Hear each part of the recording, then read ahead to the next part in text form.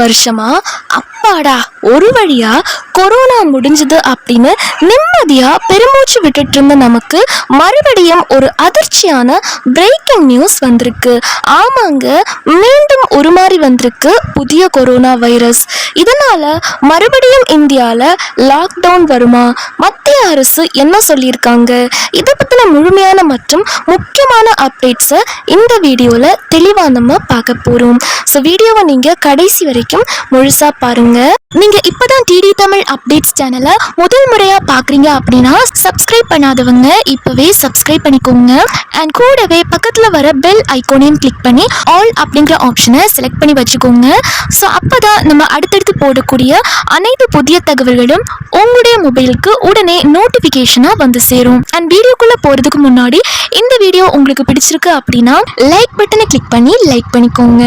கொஞ்ச நாளா அமைதியா இருந்த கொரோனா வைரஸ் இப்போ BA 3.2 அப்படிங்கிற ஒரு புதிய அவதாரம் எடுத்து உலக நாடுகளை மறுபடியும் மிரட்ட ஆரம்பிச்சிருக்கு. அமெரிக்கா உட்பட 20க்கும் மேற்பட்ட நாடுகள்ல இந்த புது வைரஸ் பரவி வரதால உலக சுகாதார நிறுவனங்கள் WHO எல்லாம் இப்போ உச்சகட்ட அலர்ட்ல இருக்காங்க. இதை பார்த்துட்டு மறுபடியும் ஊரடங்கு போட்டுருவாங்களோ அப்படின்னு மக்கள் மத்தியில ஒரு பெரிய கலக்கமே உருவாகி இருக்கு. இந்த BA 3.2 வைரஸ் எங்க இருந்து வந்துச்சு? உண்மையை சொல்ல போனா இந்த BA 3.2 வைரஸ் 2 வருஷத்துக்கு முன்னாடியே சவுத் ஆப்பிரிக்காவில் கண்டுபிடிக்கப்பட்ட ஒண்ணுதான். நடுவில் கொஞ்சம் சைலண்டா இருந்த இந்த வைரஸ் இப்போ 2026 ஆரம்பத்துல இருந்து மறுபடியும் செம்ம ஸ்பீடா பரவ ஆரம்பிச்சிருக்கு. குறிப்பா அமெரிக்கால மார்ச் 2026 நிலவரப்படி 29 மாகாணங்கள்ல இந்த வைரஸ் பரவி இருக்கிறதா அதிகாரப்பூர்வமா சொல்லியிருக்காங்க. இதுல மருத்துவர்களுக்கு வந்திருக்கிற மிகப்பெரிய பயம் என்னன்னா, இந்த வைரஸ் தன்னை தானே அப்டேட் பண்ணிக்கிட்டே இருக்கிறதால நாம ஏற்கனவே போட்ட தடுப்பூசிகள் இதுக்கு வேலை செய்யுமா அப்படிங்கிற சந்தேகம் தான். அதாவது நம்ம உடம்புல இருக்கிற நோய் எதிர்ப்பு சக்தியை ஏமாத்திட்டு உள்ள போற அளவுக்கு இந்த வைரஸ் ரொம்ப உஷாரானது அப்படின்னு சொல்றாங்க. அமெரிக்காவுக்கு முன்னாடியே ஐரோப்பிய நாடுகள்ல இந்த வைரஸ் தன்னோட வேலையை காட்டிருச்சு. போன வருஷம் அங்க பதிவான கோவிட் கேஸ்கள்ல 35% இந்த BA 3.2 வைரஸ் தான். குறிப்பா டென்மார்க், நெதர்லாந்து நாடுகள்ல இது ரொம்ப வேகமா பரவுச்சு.